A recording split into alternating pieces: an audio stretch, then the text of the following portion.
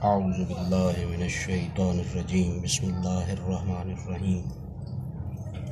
Students, today our lecture number 10, discussion on the series. हम सब ये बात जानते हैं कि सीरीज़ की सिंबल इस तरह से n = 1 to infinity an। अगर मज़ीद मुख्तसर सिंबल इस्तेमाल करनी हो तो सीरीज़ की सिंबल इस तरह से, मज़ीद इसे शॉर्ट लिखना हो ऐसे सिंपली समेशन an लिख दीजिए। अब सवाल ये पैदा होता है कि ये जो सीरीज़ है इसके बारे हमने राय देनी है कि ये कन्वर्जेंट है या फिर डाइवर्जेंट है। ये राय कैसे दी जाए, तो इस बारे में हम बात कर चुके हैं कि जब इसकी कन्वर्जेंस या डाइवर्जेंस चेक करनी हो तो हमारे पास एक सीक्वेंस होगा, सीक्वेंस ऑफ पार्शियल सम। क्या होगा जी? सीक्वेंस ऑफ पार्शियल सम। ये सीक्वेंस ऑफ पार्शियल सम कैसे जन्म लेता है? इसकी पहली टर्म S1 होती है, दूसरी टर्म S2, तीसरी term S3, so on, nth term को Sn कहते हैं। ये पहली टर्म S1 कैसे बनती? सीरीज़ की पहली टर्म S1 कहलाती है। सीरीज़ की पहली दो टर्म्स को ऐड कर लीजिए, S2 बन जाएगा। सीरीज़ की पहली तीन टर्म्स को ऐड कर लीजिए तो आपके पास S3 बन जाएगा, और सीरीज़ की n टर्म्स को ऐड कर लीजिए, Sn बन जाएगा। तो ये है हमारे पास सीक्वेंस ऑफ पार्शियल सम। जब हमने इस सीरीज़ की कन्वर्जेंस या डाइवर्जेंस का फैसला लेना है तो उसका तरीक़ाकार हमने ये तय कर रखा है कि हम ये जो सीक्वेंस ऑफ पार्शियल सम है इसकी लिमिट चेक करेंगे। इसकी लिमिट कैसे चेक करते हैं? Limit n approaches to infinity लगाते हैं। इसकी लिमिट कोई फाइनाइट लिमिट हमारे पास L आ जाए तो फिर क्या हम कहते हैं? फिर हम कहते हैं कि ये जो सीरीज़ है ये कन्वर्जेंट है। सीक्वेंस ऑफ पार्शियल सम की लिमिट लीजिए, n approaches to infinity, limit finite number definite number आ जाए तो फिर ये सीरीज़ डाइवर्जेंट कहलाती है। अब सवाल ये पैदा होता है फिर ये नंबर को क्या कहेंगे? सीरीज़ के लिए ये क्या कहलाएगा? ये कहलाता है फिर सम ऑफ द सीरीज़। इसका मतलब हमने सीरीज़ का सम मालूम कर लिया। पार्शियल सम nth पार्शियल सम की जो लिमिट आती है वो उसी लिमिट का नाम होगा सम ऑफ द सीरीज़, और सीरीज़ क्या कहलाएगी? कन्वर्जेंट कहलाएगी। चलें हम इसकी डेमोन्स्ट्रेशन करते हैं एक आधे क्वेश्चन की मदद से। हमारे पास क्वेश्चन है जी। क्वेश्चन पूछने की दो नीयत हमारे पास। Find sum of series with a = 1/9 r = 1/3। अच्छा, ये क्वेश्चन पूछने का एक अंदाज है। दूसरा ORR कैसे पूछा जा सकता है? Check the given series convergent और divergent for a = 1/3 and a = 1/9 r = 1/3। तो ये मैंने आपको बताया कि क्वेश्चन पूछने के दो अंदाज हो सकते हैं। हम ये दोनों अंदाज देख रहे हैं। अब इसका ज़रा सलूशन मुलाहजा कीजिए।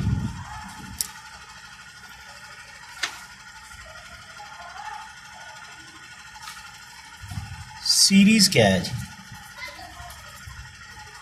जो बच्चे ये कहते हैं जी ज्योमेट्रिक सीरीज़ कैसे बनती है पता नहीं चलता, मैं उनको ही ये बात क्लियर करना चाह रहा हूँ कि ए फर्स्ट टर्म है दैट इज़ 1/9 प्लस इसकी सेकंड टाइम टर्म आर को मल्टीप्लाई कीजिए, आर है 1/3, जब 1/3 ये से मल्टीप्लाई होगा तो 1/27। इससे अगली टर्म फिर आर को इससे मल्टीप्लाई कीजिए, 1/27 को आर से कॉमन रेशो से malt 1/81 plus so on.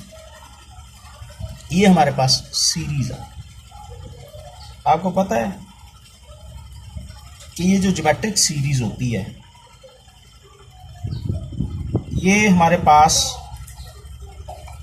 Summation n1 to infinity, यहाँ nth टर्म आई, nth टर्म का फार्मूला मैं मैंने आपको लिखवाया हुआ है A R raise power n minus, ये nth टर्म का फार्मूला। तो ज़रा चेक कीजिए कि यहाँ nth टर्म क्या बनेगी, n1 to इन्फिनिटी समेशन। ये सीरीज़ की शक्ल कैसे वाजे हो गई, a 1/9, r की वैल्यू 1/3 और रेज पावर n-1। ये जी हमारे पास सीरीज़ का nth term.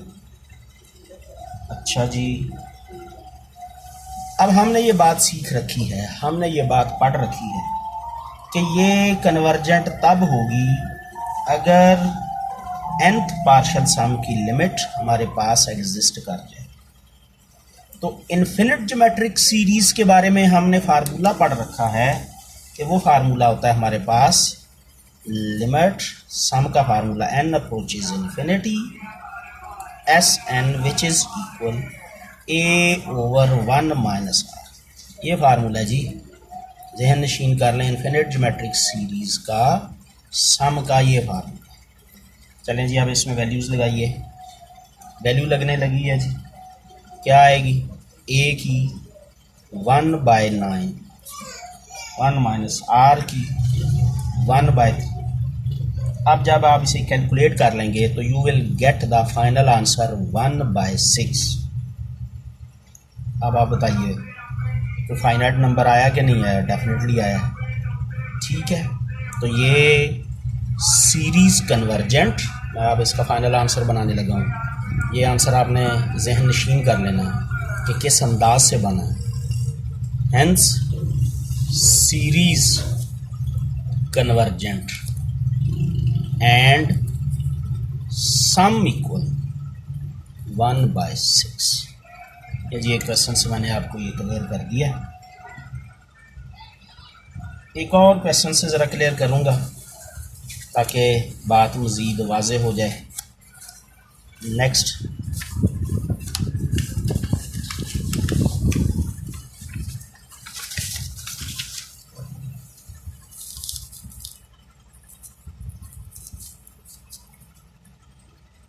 another question.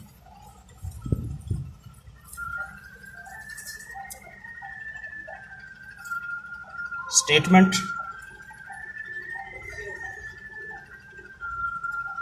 find sum of series जी। क्या है series, summation n0 to infinity -1 raised power n into 5 4 raised power n ji. Series की जनरल टर्म दी हुई है। अब ज़रा सीरीज़ को वज़ा करके देखें, चेक कीजिए क्या बनता है। चलें n0 लगाइए तो क्या आ जाएगा, n0 लगाने पर 5, फिर 1 लगाने पर -5/4, फिर 2 लगाने पर +5/16, 3 लगाने पर -5/64 प्लस 1। ये जी सीरीज़ वज़ा हो गई। अब गौर कीजिए, ये ज्योमेट्रिक सीरीज़ बन रही है जिसमें फर्स्ट टर्म 5 है, जबकि कॉमन रेशो क्या आएगी आपको पता है कि सेकंड टर्म को फर्स्ट टर्म पर डिवाइड करना पड़ता है, तो हमारे पास कॉमन रेशो आ जाएगी -1/4। अब ये सीरीज़ के बारे में फ़ैसला करना, ये कन्वर्जेंट है या डाइवर्जेंट है, कैसे फ़ैसला करेंगे। तो हमने ये बात पढ़ रखी है कि हम सीक्वेंस ऑफ पार्शियल सम की limit n approaches to infinity ऐसा जब अप्लाई करते हैं तो फार्मूला होता है a/1 - r। ये फार्मूला गौर कर लीजिए, लगाएं इसमें वैल्यूज़। जब वैल्यूज़ लगाएंगे तो क्या आएगा, a की वैल्यू 5 -1 माइनस तो r की -1/4 है, दैट इज़ 0, ये बन जाएगी। तो सॉल्व कीजिए 4, hence series convergent and sum equal. ये देखिए बात वाज़ेह हो गई, हमें अच्छी तरह से अंदाज़ा हो गया कि ज्योमेट्रिक सीरीज़ को कैसे, उसकी कन्वर्जेंस और डाइवर्जेंस का फैसला कैसे किया जाता है। ठीक है जी। अब यहाँ पर मैं आपको असाइनमेंट के क्वेश्चन देता हूँ जो कि आपने खुद तलाश करने, हल करने, पेपर का अपने असाइनमेंट का हिस्सा बनाने।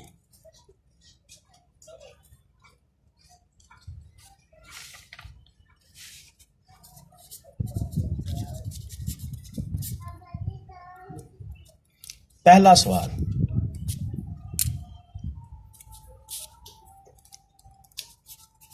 Define harmonic series.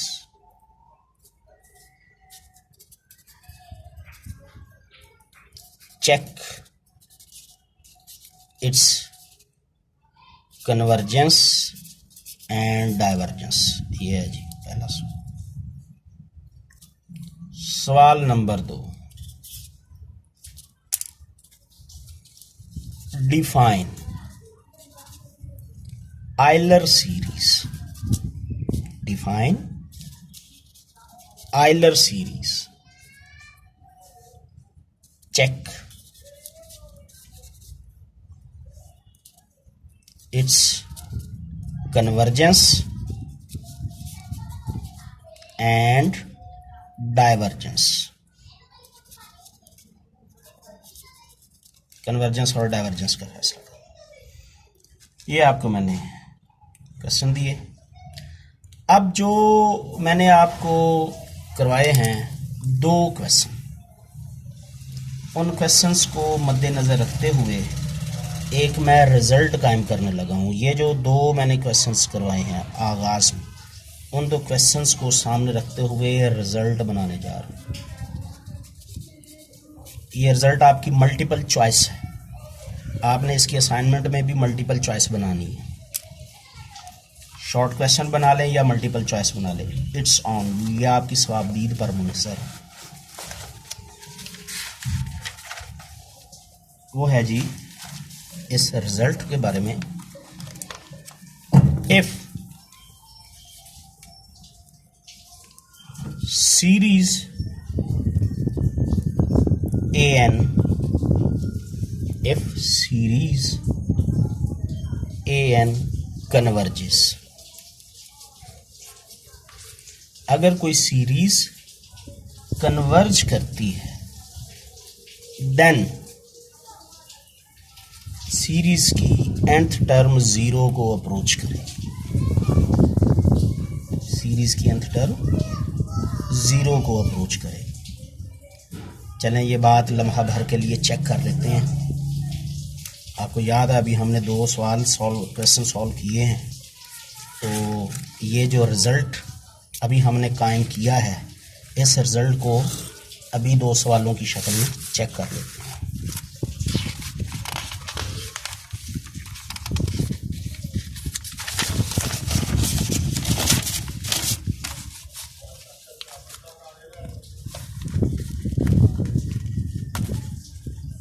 जी, स्टूडेंट्स के कुछ सवालों के जवाब भी आज दिए जाएंगे, वो भी अंडर डिस्कशन होंगे, लेकिन पहले हम कुछ काम कर लें। जी बच्चों, हमने अभी अभी ये बात पढ़ी है, अभी जो क्वेश्चन किया है कि सीरीज अगर कन्वर्जेंट है तो nth टर्म की लिमिट 0 आए, वो 0 को अप्रोच करें। चलें जी, चेक कर लेते हैं। हमने देखा series -1 rays power n, 5, 4 rays power n, ये कन्वर्जेंट है एंड सम कितना इसका हमने फाइंड आउट किया 4। ठीक है, चलें जी, अब जो रिजल्ट कायम किया उसको अप्लाई करके देखते हैं। रिजल्ट हमने ये कायम किया कि सीरीज की जो nth term -1 rays power n power 5 into 5 over 4 rays power n, वो रिजल्ट हमने ये कायम किया। मैं आपको फिर से दिखाता हूँ कि अगर ये सीरीज कन्वर्जेंट है तो an 0 को अप्रोच करेगा। चलिए लगाइए limit n approaches infinity, an limit n approaches infinity -1 rays power n 5 over 4 rays power n। इसके दो हिस्से आपके सामने हैं, एक न्यूमरेटर है, एक डिनोमिनेटर है। डिनोमिनेटर आपके सामने क्वाइट क्लियर है कि ये पॉजिटिव नंबर है। पॉजिटिव नंबर को जब इन्फिनिटी देंगे तो ये बहुत बिगर नंबर बन जाएगा, इतना बड़ा नंबर के ऊपर हमारे पास न्यूमरेटर में कोई फाइनाइट नंबर है, उसको जब डिवाइड करेंगे इस नंबर के साथ तो ये फाइनाइट नंबर कोई भी हो डिवाइडेड बाय ये इन्फिनिटी 4 रेज़ पावर इन्फिनिटी, ये नंबर बड़ा होता जाएगा, ये इन्फिनिटी फाइनाइट नंबर हो इन्फिनिटी, तो ये इसकी लिमिट हमारे पास 0 आएगी। तो इसका मतलब है वो बात ट्रू साबित हो गई जो अभी हमने ये रिज़ल्ट कायम किया था। ये रिज़ल्ट कि सीरीज़ कन्वर्जेंट हो तो उसकी nth टर्म 0 को अप्रोच करे। तो इस तरह का मल्टीपल चॉइस पेपर का भी हिस्सा बन सकता है।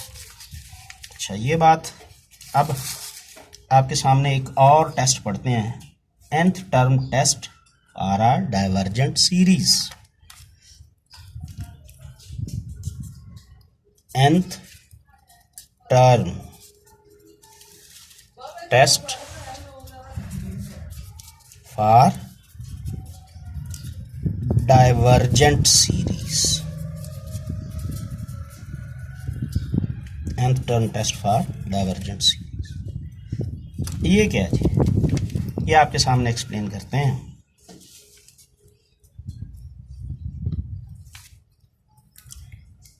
हमारे पास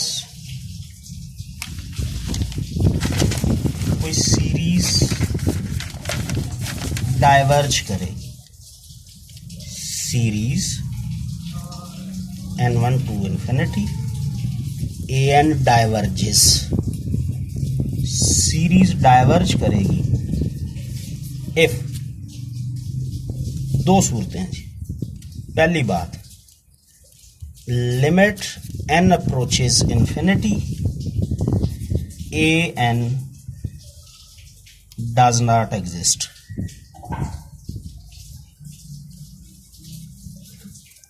फेल्स टू एग्जिस्ट, ORR या डज नॉट एग्जिस्ट, ऐसे लिखें। दूसरी बात, limit n approaches infinity, an different from 0,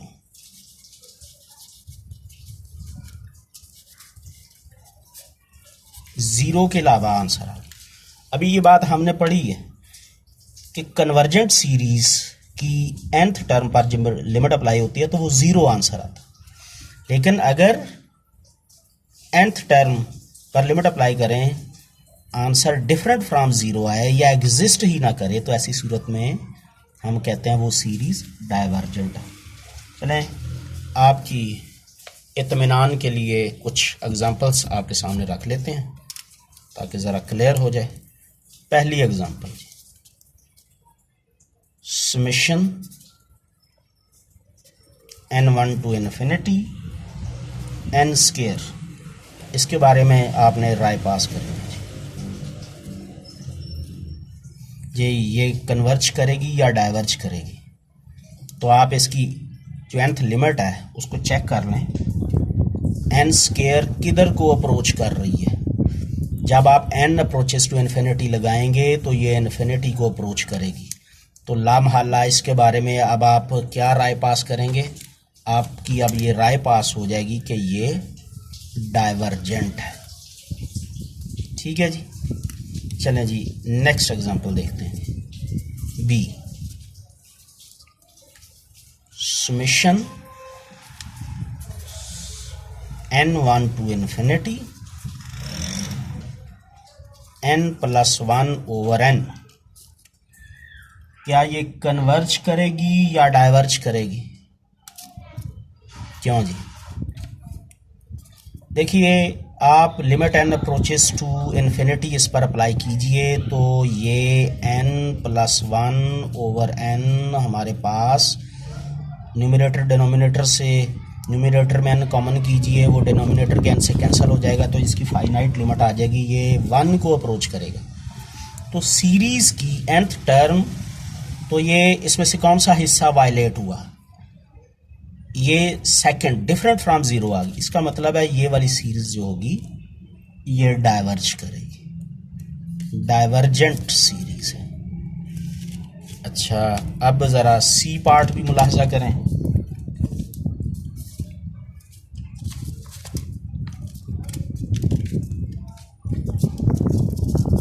हमारे पास summation n1 to infinity -1 raise power n+1 जी, इसके बारे में अभी हमने फैसला करना है कि ये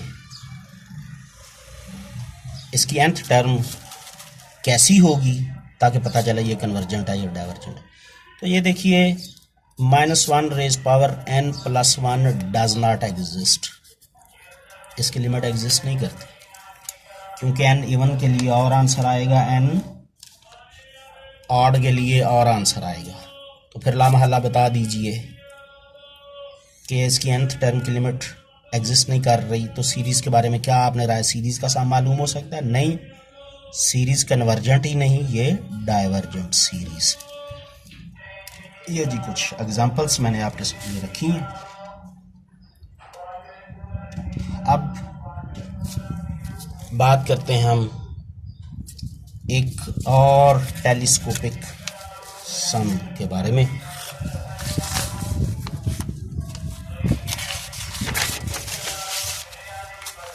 फिर कोशिश करेंगे कि आपके क्वेश्चंस इसी में डिस्कस हो जाएं।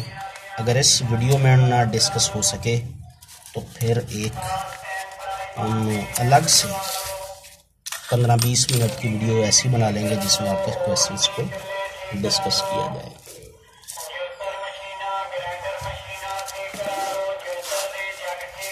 बच्चों ने अक्सर जो सवाल किया है वो उनके क्वेश्चन है जी टेलीस्कोपिक सम क्या है। एक तो ये बात है टेलीस्कोपिक सम, ये क्या चीज़ है? चलें जी ये आपको लिखवाते हैं क्या चीज़ है।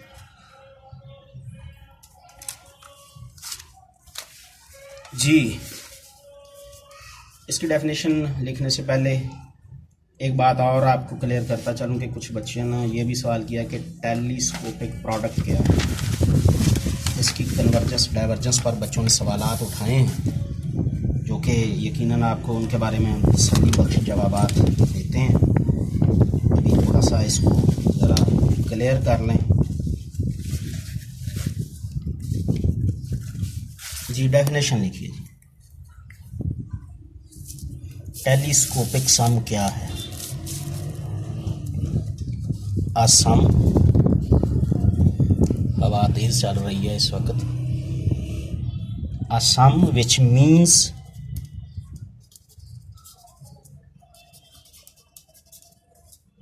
that each term cancels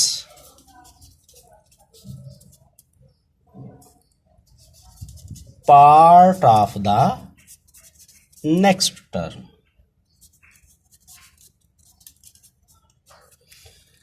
असल में हम क्या करते हैं कि जो nth टर्म होती है उसकी पार्शियल फ्रैक्शन करते हैं। पार्शियल फ्रैक्शन से वो एक टर्म दो दो हिस्सों में टूट जाती है, डीकम्पोज हो जाती है। जब हर टर्म डीकम्पोज हो जाती है तो पिछली टर्म का एक पार्ट अगली टर्म के एक पार्ट से एडजेसेंट पार्ट्स एक दूसरे को कैंसिल, यानी हर टर्म के एडजेसेंट पार्ट मिले हुए पार्ट पहली टर्म का एक पार्ट अगली टर्म के एक पार्ट से कैंसिल हो जाता है।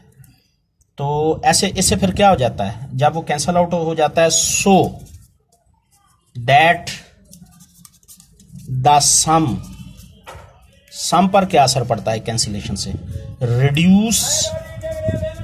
सम रिड्यूस हो जाएगा टू ओनली टू टर्म्स। जब वो दो टर्म्स में रिड्यूस हो जाएगा फिर उसका सम लेना भी आसान हो जाएगा, उस पार्शियल सम पर लिमिट अप्लाई करना भी इजी हो जाएगी। ये तो थी आपकी definition, a sum which means that each term cancels part of the next term so that the sum reduces only to terms. इस सम को हम कहते हैं टेलीस्कोपिक सम। अच्छा बच्चे ये सवाल करते हैं जी टेलीस्कोपिक सम में कैंसिल करना जरूरी है? भाई ये प्रोसेस है ना, आपको एक चीज पढ़ाई जा रही है, उस चीज में डेवलप ही यही किया गया कि एक टर्म्स को डीकम्पोज कीजिए, एडजेसेंट पार्ट्स को कैंसिल कीजिए। इस सारे प्रोसेस को मिलाकर टेलीस्कोपिक सम कहा गया। ये आपको एक टूल पढ़ाया जा रहा है जिस टूल में ये चीज़ पाई जाती है। अगर आप चाहें तो इनके डायरेक्ट सम भी आप निकाल सकते हैं, लेकिन अगर डायरेक्ट निकालेंगे तो टेलीस्कोपिक सम का टूल फिर कैसे सीखेंगे, वो टूल भी तो आपने सीखना है ना। एक एग्जांपल से मैं ज़रा वजाहत कर देता हूँ। क्वेश्चन है जी, find the sum of the telescopic series summation n1 to infinity 1 over n into n plus 1। हाँ जी डियर स्टूडेंट्स ज़रा गौर फरमाइए, इस पर गौर कीजिए। ये जो आपके सामने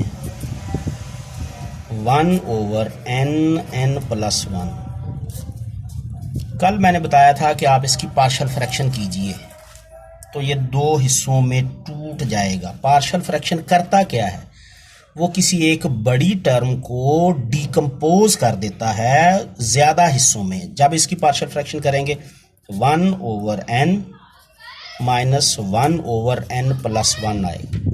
अब बच्चों ने ये सवाल किया जी ये तो प्रोडक्ट थी, ये माइनस में कैसे चेंज होगी? भाई जब आप पार्शियल फ्रैक्शन करके ही नहीं देखेंगे तो आपको कैसे पता चलेगा कि इसमें जो कांस्टेंट लगाते हैं ए कांस्टेंट के साथ आंसर क्या आएगा, बी कांस्टेंट का आंसर क्या आएगा। अगर तीन हिस्सों में डीकम्पोज होगी तो फिर सी कांस्टेंट का भी वो कोई ना कोई आंसर आएगा। तो ये तो एक एफएससी का टॉपिक है, वो हम यहाँ पर एक्सप्लेन तो नहीं कर सकते, लेकिन ज़रूरी है कि आपको पता है आप पार्शियल फ्रैक्शन करके देखें। एक स्टेप मैं कर देता हूं क्योंकि बहुत से बच्चे यकीनन खुद नहीं करेंगे, वो सिर्फ ज़ुबानी पूछते रहेंगे कि जी ये कैसे हो गया कैसे हो गया। भाई करके देखने से पता चलता है। a over n plus b over n plus 1। अब बच्चों ने कहा जी आप दरमियान में माइनस कैसे ले आए? नहीं, हमने तो प्लस रखा है। b कांस्टेंट का आंसर माइनस में आएगा इसलिए यहां पर माइनस आ गई है। तो अब आप इसको पार्शियल फ्रैक्शन यकीनन एफएससी का टॉपिक है, अगर आपको क्लियर नहीं तो उसको वहां पर जाकर एक दफ़ा रिवाइज कर लें, तो इसको सॉल्व करें, आपके पास ए कांस्टेंट का भी कोई ना कोई आंसर आ जाएगा। और बी का भी आंसर आ जाएगा। उनको यहाँ पुट कर दीजिए तो ये आंसर बनेगा। अब हम आगे बढ़ते हैं जी। अब ये चीज़ ख़त्म हो जाएगी, वो रिप्लेस हो जाएगी इसके साथ रिप्लेस हो जाएगी। चलें रिप्लेस करके देखते हैं। Summation n1 to infinity 1/n minus 1/n plus 1। ठीक है। अच्छा, अब हमने Sn जब हमने तलाश करना है तो इसमें 1 पुट कीजिए। ये 1/1 माइनस 1/1 प्लस 1, तो ये क्या बन जाएगा? 1 पुट करने पर 1/1 माइनस 1/2 प्लस, अच्छा ये एक टर्म है सम। अब दूसरी टर्म 1/2 माइनस 1/3, ये 2 पुट करने पर हासिल हो। 3 पुट कीजिए plus 1/3 minus 1/4 plus so on. क्या आ जाएगा? 1/n minus 1/n plus 1। अब ये डीकम्पोज तो हमने कर ली, ये कैंसल आउट हो जाएगी। ये इसके साथ, ये इसके साथ, ये इससे अगले, ये इससे पिछले के साथ, ऐसे ये कैंसल आउट होंगी। तो ऐसा हमारे पास क्या बचा? 1 माइनस 1/n प्लस 1। अच्छा जी, अब इस पर आप लिमिट अप्लाई कीजिए। चले मैं इस पर अब लिमिट अप्लाई करता हूँ। लिमिट